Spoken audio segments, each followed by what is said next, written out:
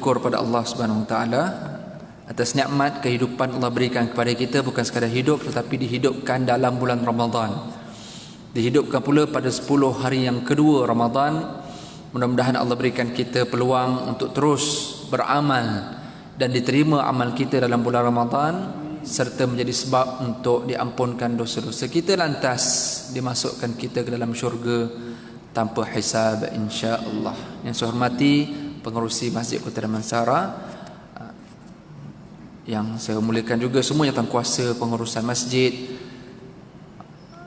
pegawai masjid, seterusnya tuan-tuan dan puan-puan, saudara-saudari yang dirahmati Allah.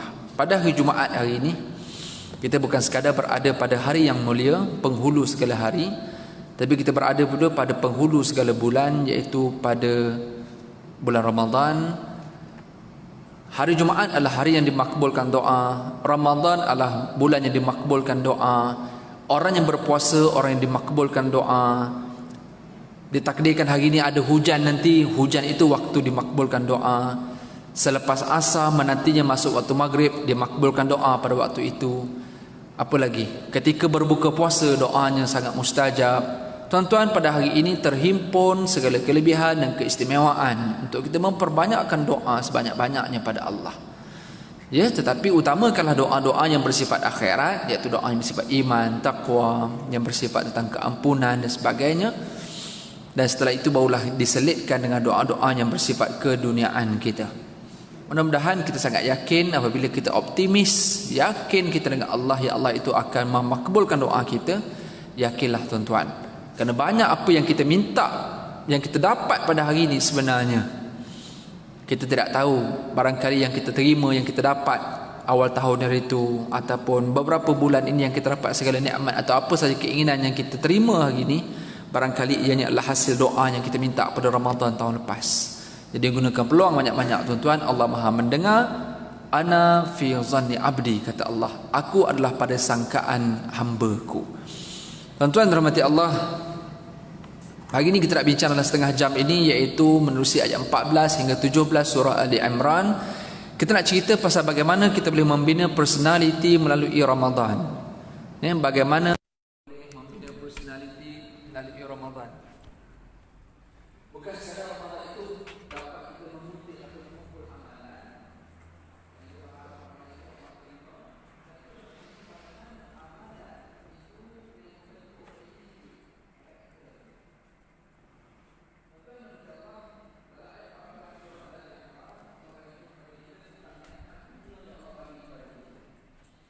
Antara sifat adil dan maha berkuasa yang Allah menciptakan kita sebagai manusia, Allah tidak menzalimi kita.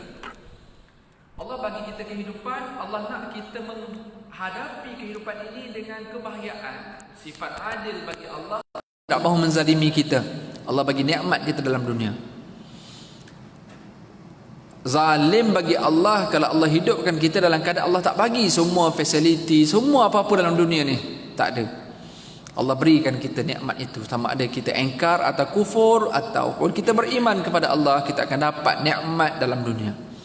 Allah sebut dalam ayat 14, kami jadikan dunia ini sebagai indah pada manusia, sama ada lelaki tengok perempuan dia suka, dengan kesukaan itu akhirnya mereka berkahwin, akhirnya dikurniakan pula anak, maka bahagia lagi hidup dengan adanya anak, bahagianya hidup dengan adanya harta benda dan seumpamanya. Bahagianya hidup adanya emas, perak, kuda-kuda yang bertanda, iaitu kenderaan-kenderaan mewah yang kita ada, ternakan, tanaman, apa saja perniagaan yang kita ada, semua ini mata'ul hayatid dunya, ini adalah perhiasan dunia.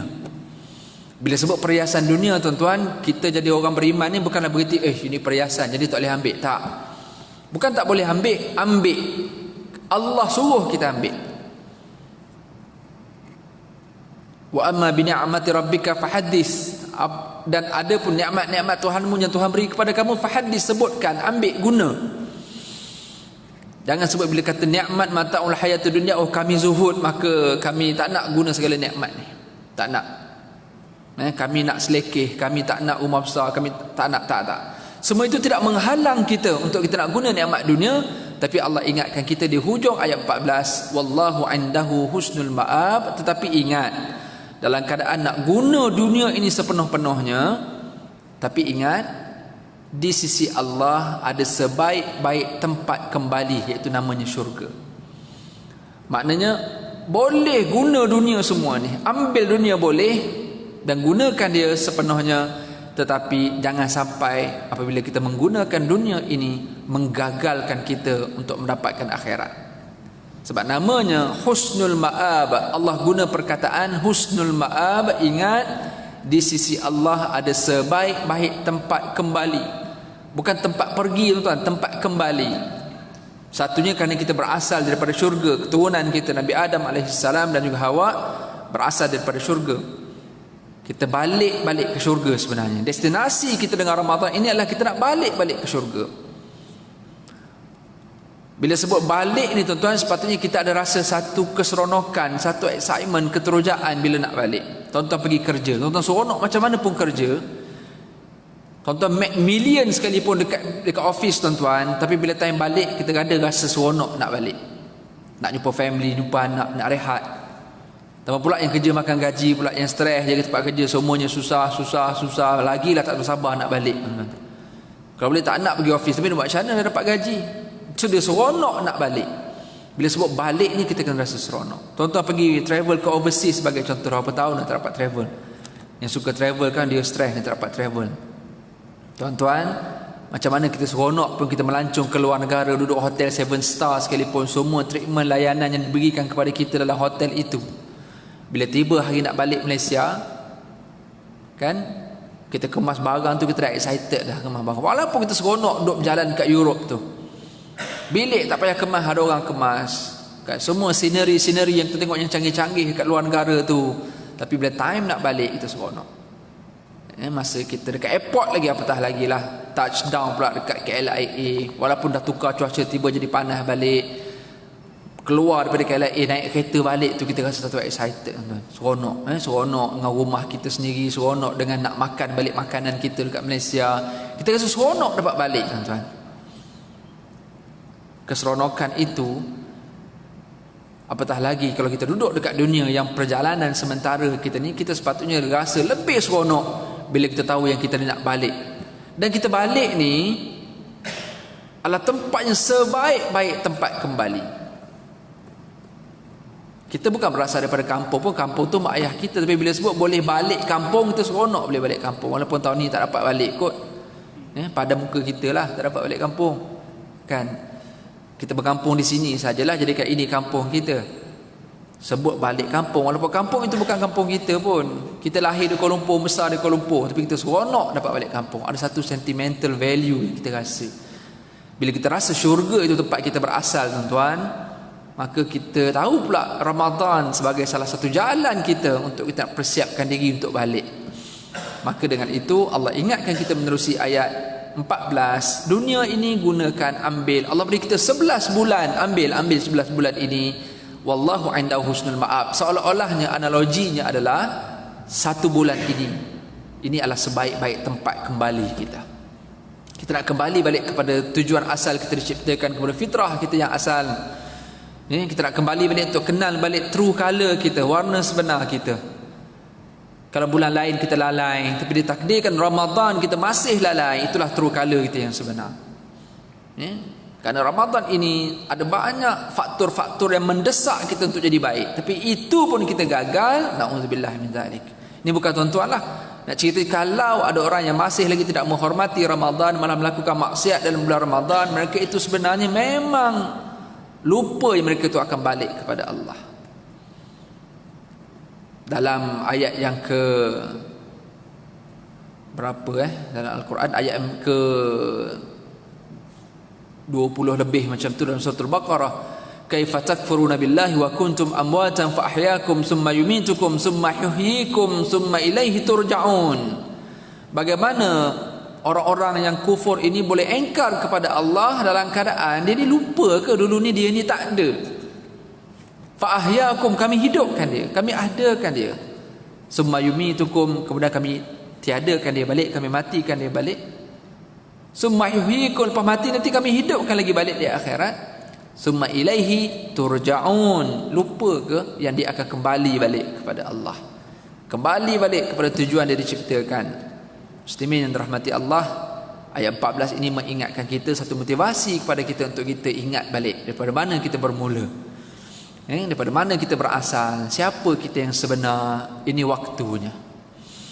Kerana orang yang sombong itu biasanya dia lupa asal usul dia.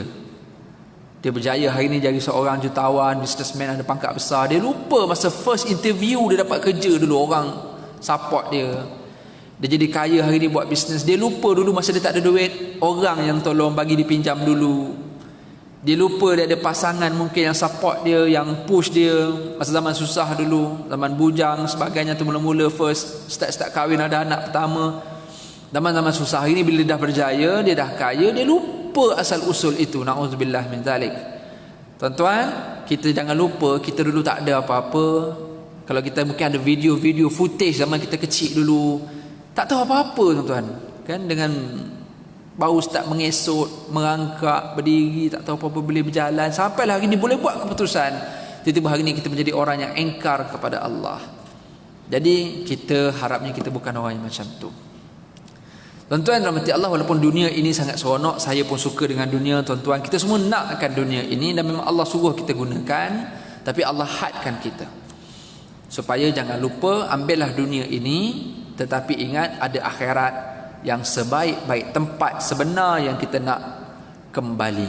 Dalam ayat 15 surah Ali Imran, Allah bagi tahu, wahai Muhammad, khabarkan kepada umatmu, wahai umat, mahu tak aku khabarkan kepada kamu perkara yang lebih baik daripada semua yang kamu kejar dalam dunia ni. Qul hal unabbiukum bi khairin min dzalikum, wahai umat, wahai manusia, nak tak ataupun ingatlah ada benda yang lebih baik lagi daripada semua benda yang kita kejar ini, yang namanya syurga dunia ni. Lilladzina taqaw 'inda rabbihim, keyword kita adalah orang yang bertakwa di sisi Tuhan mereka. Ramadan, kita kejar Ramadan, kita struggle dalam Ramadan, kita sungguh-sungguh dalam Ramadan, kita berjuang untuk beribadat Ramadan. Visi kita adalah la'allakum tattaqun, kerana kita nak dapat capai takwa. Bukan sekadar nak pahala ampun dosa, tapi kita nak capai takwa. Itu visi yang lebih besar, kerana dosa pahala itu semua terkandung dalam takwa.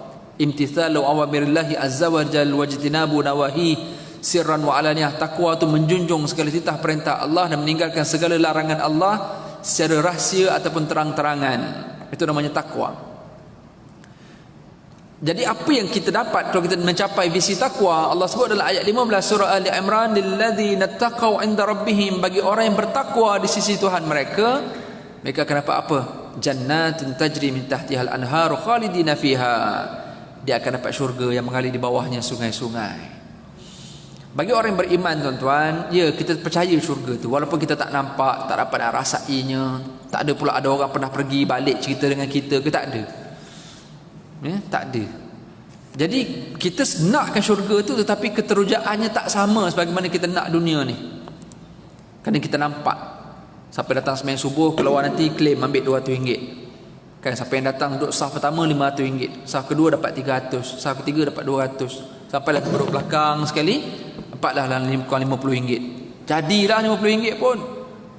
Tuan-tuan kan, bila nampak yang dunia ini memang kita akan kejar. Itu tidak boleh nak dinafikan, ya? Tak boleh nak dinafikan.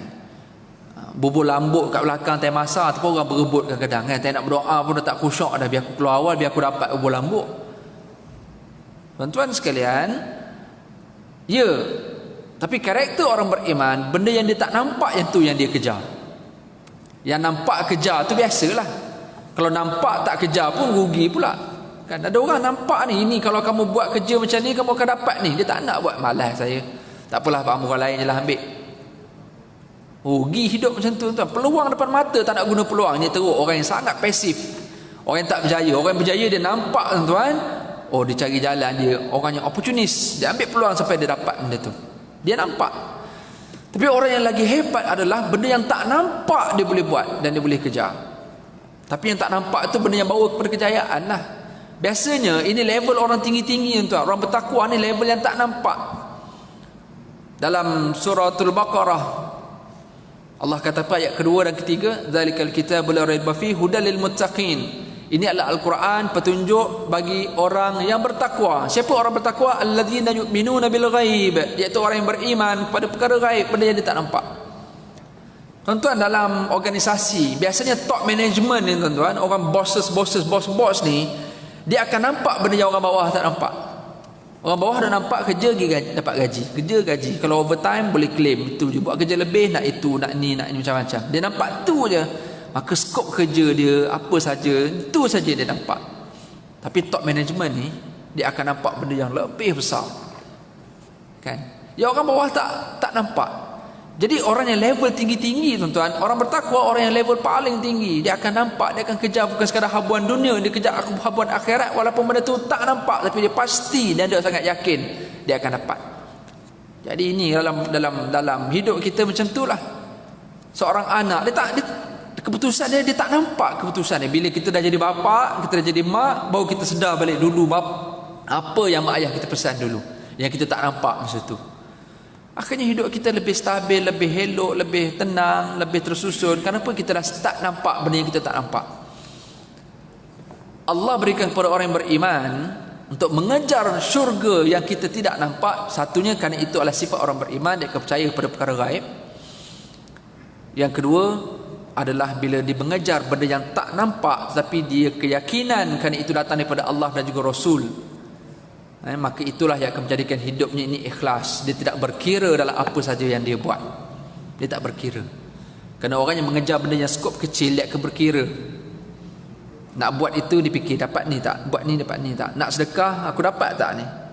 Tapi sedekah tiba tak dapat, malas dah lah. Tapi bagi orang yang tak nampak, tapi dia yakin aku dapat ke tak dapat, aku tahu kalau aku tak dapat sekarang, aku dapat nanti.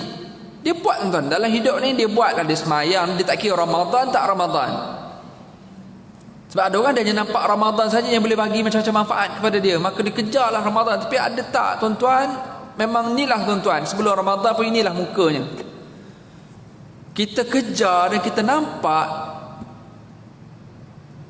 dan dengan apa yang kita nampak itulah akhirnya kita buat, dan dalam keadaan kita tak berkira.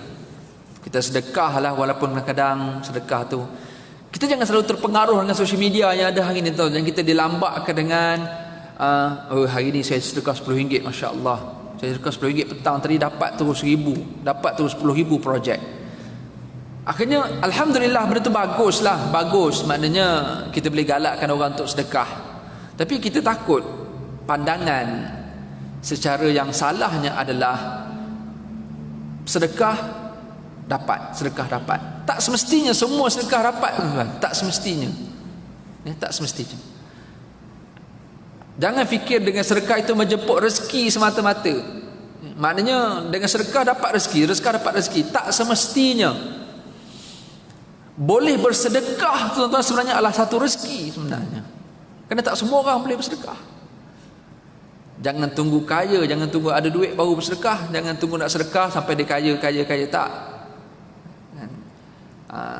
Jangan fikir yang itu sangat. Kerana orang yang berkira ini dia tak fikir dia dapat ke tak dapat ke, yang penting aku sedekah. Sakit dia pun semayang, tak sembuh-sembuh, dia semayang juga.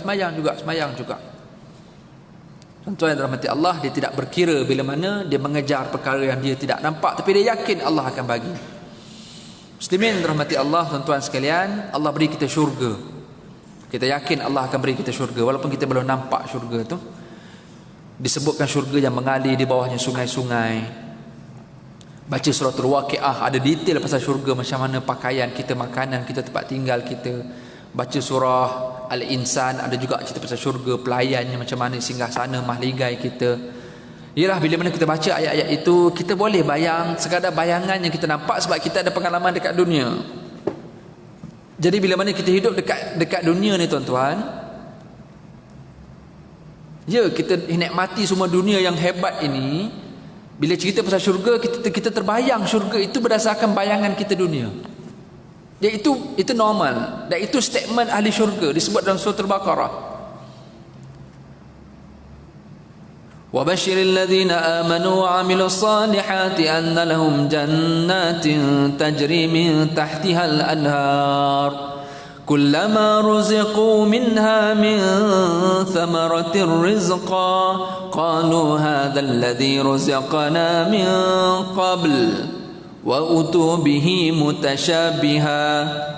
Allah sebut apa? Berikan khabar gembira kepada orang-orang yang beriman dan beramal saleh yang mereka itu akan mendapat syurga, di bawahnya mengalir sungai-sungai. Tatkala mereka menerima rezeki, menikmati nikmat-nikmat dalam syurga, mereka kata, macam kita pernah dapatlah benda ni masa kita hidup dulu. Wa utu bihi mutasyabih. Allah kata, kami berikan yang hampir sama dengan apa yang mereka pernah rasa dekat dunia, tapi yang lebih baik daripada tu.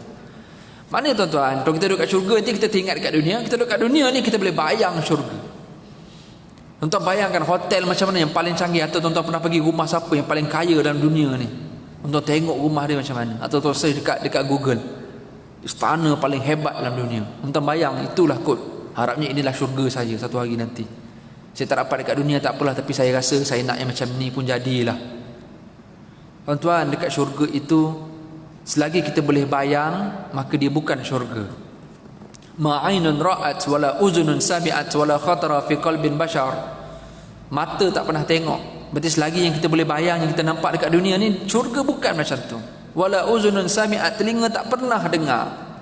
Selagi kita duk bayar orang balik mana-mana ni, dia beritahu seronok tu lah pergi rumah datuk tu, rumah dia masya-Allah.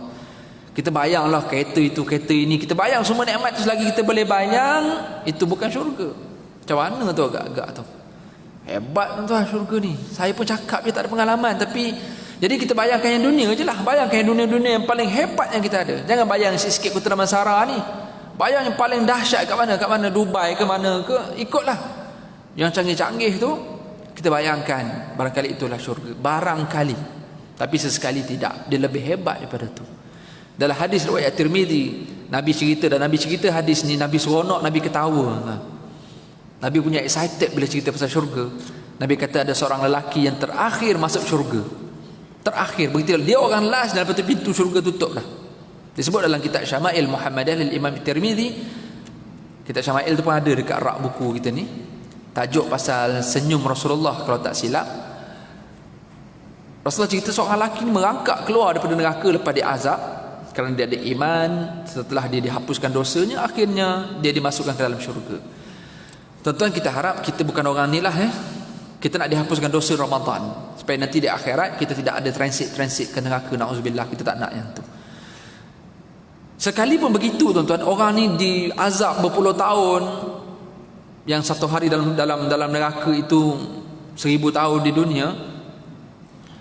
Dia keluar daripada neraka dan akhirnya dia dimasukkan dalam syurga. Dan ada orang terakhir, bila dia sampai di depan pintu gerbang syurga, dia kata kepada Allah, ya Allah, macam mana saya nak masuk? Dah tak ada tempat, ya Allah. Nabi cerita macam tu kan. By logic, macam tak logik lah bila pula syurga ni penuh. Kan satu syurga pun seluas langit dan bumi. Cuma nak bagi tahunya orang tu rasa macam dah tak ada space dah untuk dia, sebab dia orang paling last sekali. Maka Allah offer kepada dia, orang terakhir masuk syurga tuan-tuan Allah offer kepada dia, kamu bayangkan syurga yang kamu nak. Maka dia pun membayangkanlah macam kita bayang hari ni barangkali. Dia bayangkan syurganya macam ni, mahliganya, pakaiannya, makanannya, pelayannya, siapa semua sekali tu. Dia bayang. Allah kata, aku berikan kepada kamu yang lebih baik daripada apa yang kamu boleh bayang. Ini orang terakhir masuk syurga, tuan. Maka kita kejarlah syurga ini. Kerana itulah reward yang sebaik-baik ganjaran yang kita dapat bila mana kita dapat takwa melalui Ramadan. Salah satu jalan untuk kita nak capai takwa. Kita akan dapat pasangan, Allah sebut wa azwajum mutahharah wa ridwanun minallah. Kita akan dapat juga pasangan yang suci, yang bersih, yang diredai oleh Allah, dan semua nikmat syurga itu. Tuan-tuan sekalian, nak dapat semua benda ni, dia tak dapat melalui amal sahaja. Dia akan dapat melalui karakter. Ini fokus kita. Dan nak ujung baru kita nak masuk tajuk ni. Okey. Ayat 16 dan 17, kita ingat sungguh-sungguh ayat ini, dan kita tolong cek dalam diri kita, saya ada tak berapa persentage takwa yang saya ada? Campur Ramadan tahun lepas, campur Ramadan tahun dulu tu, dah meningkat belum takwa kita? Kita tengok sekejap hasilnya, ada tak sikit dalam ayat yang ke-16. Alladzina yaquluna rabbana. Di antara elemen personality orang bertakwa ini alladzina yaquluna rabbana innana amanna. Yang pertama iaitu dia akan mengaku dengan Allah yang dia telah beriman.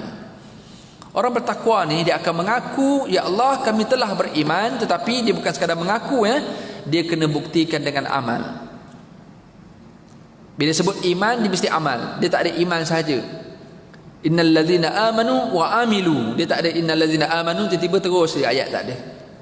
Allah akan sebut iman, amal, iman, amal. Ya ayyuhalladzina amanu wa amilus salihat. Nak mengaku beriman kena dibuktikan dengan amalan. Sekadar cakap tak. Allah sebut dalam ayat 8 surah Al-Baqarah, minan nasi may yaqulu amanna billahi bil yaumil akhir wa ma hum bimumin. Ada ramai orang menyebut mengaku beriman kepada Allah dan hari akhirat, tapi sebenarnya mereka tidak beriman. Wa ma hum bimumin, sebenarnya mereka tak beriman pun. Mengaku saja. Sebab apa? Dia tak ada proof. Jadi bila kita orang yang beriman yang betul-betul, antara elemen kita bukan sekadar mengaku dengan Allah. Contoh tuan-tuan buka puasa petang, tuan-tuan akan baca doa buka puasa. Allah malakasumtu, Allah malakasumna tu. Statement, skrip Allah malakasumna, ikut kita baca amal-amal satu family tu. Allah malakasumna wa bika amanna. Wahai Tuhan, kami telah berpuasa. Dia past tense, benda yang dah buat baru cakap. Allah malakasumna, ya Allah kami telah berpuasa. Sebab tu dia cakap benda ni hujung buka puasa tu. Dia tak cakap time zuhur, dia tak cakap lepas subuh, tak. Dia cakap ni time dah berbuka. Bismillahirrahmanirrahim, makan, baca Allah malakasumna, ya Allah aku telah berpuasa. Apa buktinya? Sebab dah berbuka. Wa bika amanna, aku telah beriman kepadamu. Apa buktinya? Saya datang sembahyang subuh, saya bangun sahur, tahajud, sembahyang subuh, saya bersedekah, masuk tabung, saya sembahyang duha, kejap lagi saya pergi kerja, lepas tu saya sembahyang zuhur, saya puasa sepanjang hari, saya baca Quran. Amanna wa bika, denganmu ya Allah kami telah beriman. Wa ala rizkika aftarna, rezeki yang kau bagi kami telah berbuka. Ni semua yang banyak-banyak atas meja yang kami makan ni, kami telah pun berbuka. Birahmatika ya arhamar rahimin. Dia bukan doa sebenarnya. Ini sebenarnya skrip ini adalah satu pengakuan, tuan. Satu declaration kita dengan Allah, satu ikrar kita dengan Allah. Ya Allah aku telah beriman, ya Allah aku telah berpuasa, ya Allah aku telah berbuka dengan rezeki yang kau beri, dengan rahmatmu ya Allah yang maha pemurah lagi maha penyayang. Kita buat pengakuan dengan Allah melalui bukti yang kita buat sepanjang hari itu. Jadi bila mana orang yang beriman, dalam ayat yang ke-16, alladzina yaquluna rabbana innana amanna, wahai Tuhan kami telah beriman kepadamu. Buktinya ini tuan, bukan sekadar Ramadan, ya Allah dah bertahun-tahun dah kami patuh taat kepadamu, kami tak engkar, kami buat semua benda yang kau suruh, kami tinggal yang dilarang. Ini bukti kami. Apa buktinya? Kita pun listkan lah. Dan semua listing itu bukan melalui mulut lah, semuanya akan divisualkan oleh Allah. Satu-satu Allah akan tayang dan bentangkan. Al-yawma nakhtimu ala afwahihim wa tukallimuna aydihim wa tashhadu arjuluhum bima kanu yaksibun. Dalam surah Yasin, pada hari kiamat nanti mulut akan dikunci, dia akan bercakap tangan, dia akan jadi saksi kaki terhadap apa yang kita kerjakan. Jadi semua itu dibuktikan. Jadi tuan-tuan, perut yang lapar ini, usus itu akan menjawab di hadapan Allah. Tangan ini, yang mungkin tangan ini pernah gagal satu masa dulu buat perkara yang Allah murka, tapi tangan ini akan jadi saksi, dialah yang selak Al-Quran. Mata ni tuan-tuan mungkin pernah melihat benda-benda yang tak elok, kita bertaubat kepada Allah. Mata ini pernah melihat Kaabah, mata ini melihat Al-Quran, mata ini memandang tempat sujud, dia akan jadi saksi di hadapan Allah. Kita buktikan keimanan kita. Ramadan, peluang kita untuk kutip semua bekalan-bekalan ini untuk kita jadikan bukti. Tuan-tuan, bila kena masuk mahkamah, tuan-tuan mesti nak akan bawa bukti. Kan? Tuan-tuan, ya kita mungkin akan ada lawyer yang tolong support kita.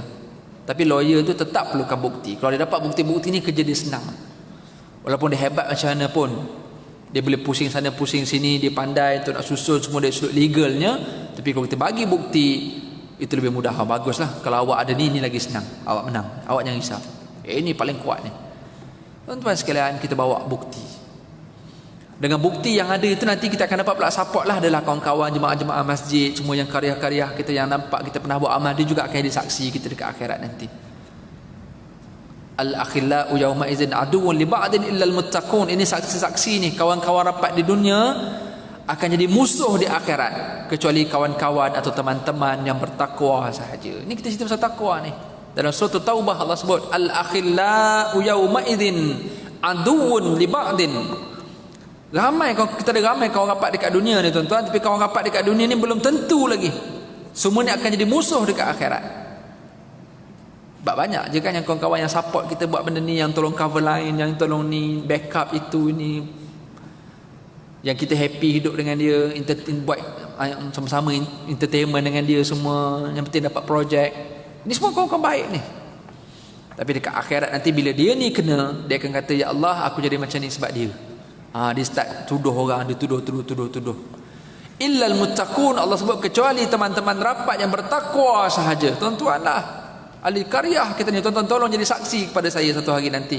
Kalau saya gagal ketika tuan-tuan nampak saya sedang tunduk di hadapan Allah, merangkak hadapan Allah, Allah tengah baca perturuhan satu-satu kepada Syahrizan Daud, saya minta sangat tuan-tuan ahli karyah Masjid Kota Damansara, tolong jadi saksi. Ya Allah, kami pernah dengar ceramah orang ni, dia pernah semayang dengan kami, dia pernah puasa dengan kami, dia pernah jadi imam tarawih kami.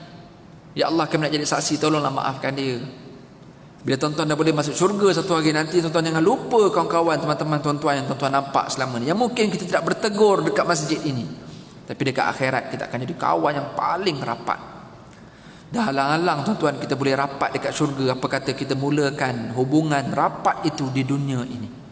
Kita berkenalan antara kita, walaupun kita pakai face mask, walaupun jarak kita jauh, itu bukan bererti kita telah membataskan perhubungan kita. Jangan sampai tak tegur langsung orang sebelah, walaupun kita tak boleh nak salam dan sebagainya. Tapi jangan sekadar kita jaga hubungan dengan Allah, keluar dekat pintu tu, keluar belaga bahu macam tu tuan-tuan, ruginya hidup kita. Kalau kita membina hubungan dengan Allah, kita abaikan hubungan kita dengan manusia. Sedangkan manusia inilah satu hari nanti akan jadi saksi kita depan Allah. Muslimin yang dirahmati Allah sekalian, bila kita mengaku beriman, kita datang ke bukti, dan tuan-tuan adalah salah satu bukti-bukti keimanan, ya, yang mana kita akan jadi saksi antara kita semua, insya-Allah, mudah-mudahan. Tuan-tuan, sekalipun kita buktikan amalan kita, KPI kita, semua pencapaian kita buktikan dengan Allah, sifat orang yang bertakwa yang kedua disebut dalam ayat 16 surah Ali Imran, faghfir lana dzunubana. Lepas dia mengaku dengan Allah, dia telah beriman, dia buktikan dengan amalan-amalan, dia tunjukkan amal itu akhirnya keluar di akhirat nanti, dia akan minta ampun kepada Allah.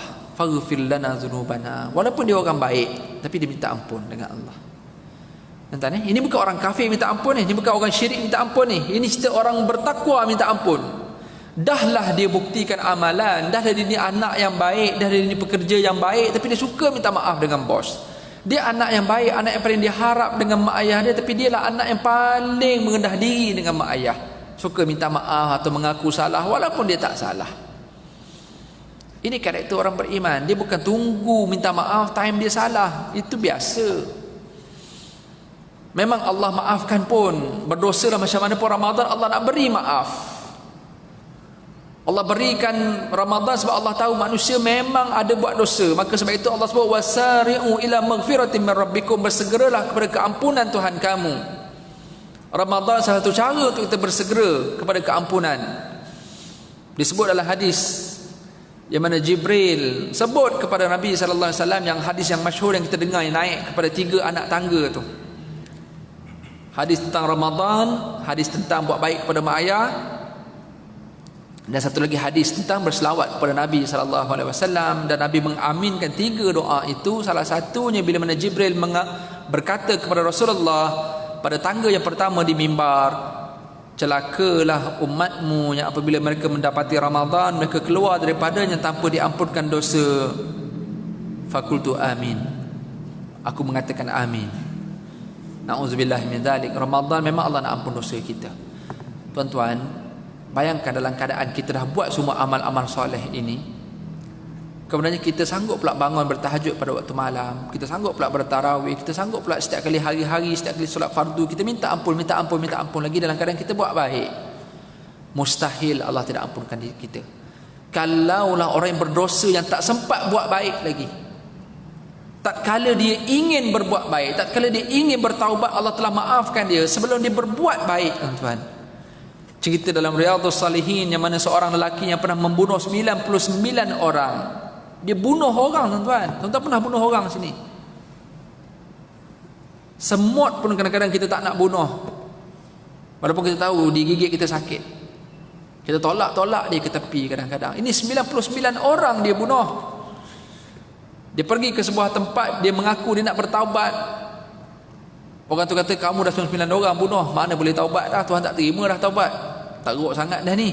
Maka dia bunuh orang tu cukup 100. Dia berjalan, dia nak minta ampun, dia nak bertaubat, tapi dia tak tahu cara. Dia jumpa pula orang yang kedua. Orang tu kata, awak boleh bertaubat, tapi awak pergi dekat sebuah kampung, dekat situ ada ahli ibadah, ada orang soleh, dia boleh bantu kamu untuk bertaubat. Dalam perjalanan, seorang pendosa yang dah bunuh 100 orang ni, tuan-tuan, perjalanan dia mati dalam keadaan nak minta ampun, nak bertaubat. Bayangkan orang yang sejahat ini Allah ampunkan. Bayangkan pula orang yang dah buat amal. Walaupun kita sedar, saya sedar amal saya sikit, tapi saya sangat yakin Allah maafkan. Ana fi zanni abdi. Aku adalah pada sangkaan hamba-Ku, Allah sebut dalam hadis kursi.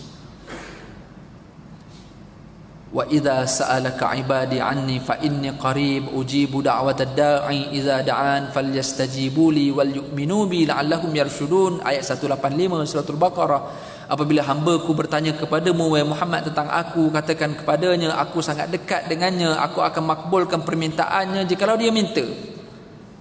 Maka mohonlah perkenan kepadaku dan berimanlah kepadaku la'allahum yarshudun, supaya mereka hidup dalam keadaan berhati-hati dan juga selamat. Tuan-tuan yang dirahmati Allah sekalian, ciri orang yang bertakwa, dia akan beriman bukan sekadar dengan pengakuan, tapi dengan bukti amalan, dan juga dia akan memohon keampunan kepada Allah Subhanahu wa taala. Tuan-tuan, pelan tindakan bila tuan-tuan balik kejap lagi menerusi ayat 17. Kita tolong cek balik dalam diri kita. Ada 5 perkara ini yang kita boleh belajar dan kita berinteraksi dengan Ramadan. Bila kita kejar 5 perkara ni, insya-Allah kita boleh capai visi takwa kita, insya-Allah. Yang pertama, sabar. Yang kedua, jadi orang yang benar. Yang ketiga, jadi orang yang taat dan patuh. Yang keempat, jadilah orang yang banyak infak sedekah. Yang kelima, jadilah orang yang istighfar banyak-banyak pada waktu sahur. Ini Allah sebut dalam ayat 17. Ramadan memang akan latih kita, akan push kita jadi orang sabar. Walaupun kita seorang pemarah, tapi kita akan jadi sabar sebab kita rasa sia-sia kalau saya jadi marah juga time bulan Ramadan. Saya sedang puasa pula, tuan-tuan. Subuh tadi kan, memanglah kereta kena blok nak buat macam mana, tapi punya marah sampai horn sepanjang-panjang, tuan-tuan. Kan kita baru saja keluar masjid. Walaupun bukan kereta saya yang blok, tapi saya terasa, tuan-tuan. Kita sama-sama semayang, tunggu sekejap je. Ya. Dan minta maaf lah, yang blok pun kena cepatlah keluar, tapi yang mungkin dia terlupa dan sebagainya, dan yang kena blok pun tunggu sekejap. Sebenarnya orang proses tengah keluar tadi, sepanjang-panjang dia punya horn tu. Tapi bunyi horn tu keretanya kecil, tuan-tuan. Kalau tengok pada bunyi horn tadi, dengar bunyi horn tu kecil je kereta dia, tuan-tuan. Betapa sombongnya hidup, na'udzubillah min zalik. Mungkin emergency barangkali, ya. Mungkin emergency lah. Kita doakan Allah beri hidayah. Sabar, tuan-tuan, dalam bulan Ramadan. Berapa ramai orang tak sabar, dia kemekkan kereta orang dengan sebab blok kereta dia. Tapi ada orang yang sabar, dia emergency. Kita baca-baca berita dekat internet macam-macam kan, ada doktor pakar, tapi doktor yang sangat sabar. Walaupun dia orang yang hebat, kereta dia kena blok, walaupun dia emergency sekalipun, tak apa, sudahnya dia ambil grab je kan, dia ambil grab. Muslimin rahmati Allah, jadi orang yang sabar. Yang kedua, jadi orang yang benar, as-sadiqin. Ramadan latih kita jadi orang yang benar, kita tak tipu. Walaupun kita boleh tipu, kita boleh makan diam-diam dekat rumah kita, tapi bila kita keluar rumah kita tak payah makan. Kita boleh order food delivery, tak ada orang kenal kita, ya, tapi kita memilih untuk tidak menipu. Maka jangan menipu dalam hidup dunia.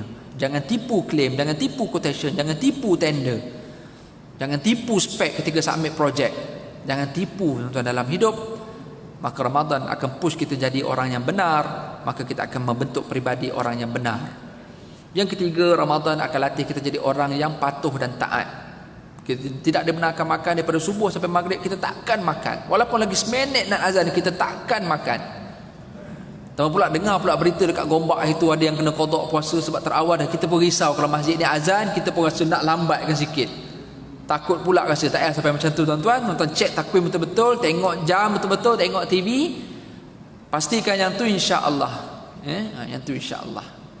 Masjid kita okey kot jam kita okey kot tepat takut Bilal pun salah nanya kena qada pula kita. Tak dosa tuan tapi kena qada lah ruginya kita hari tu. Rugi-rugi pun Allah dah terima dah pahala pada hari tu, jangan risau tuan-tuan. Dia bukan sengaja kita nak buat. Cuma dari sudut hukumnya kena qada. Pahala dah dapat dah. Jangan nafikan Allah itu Maha Pemurah tuan.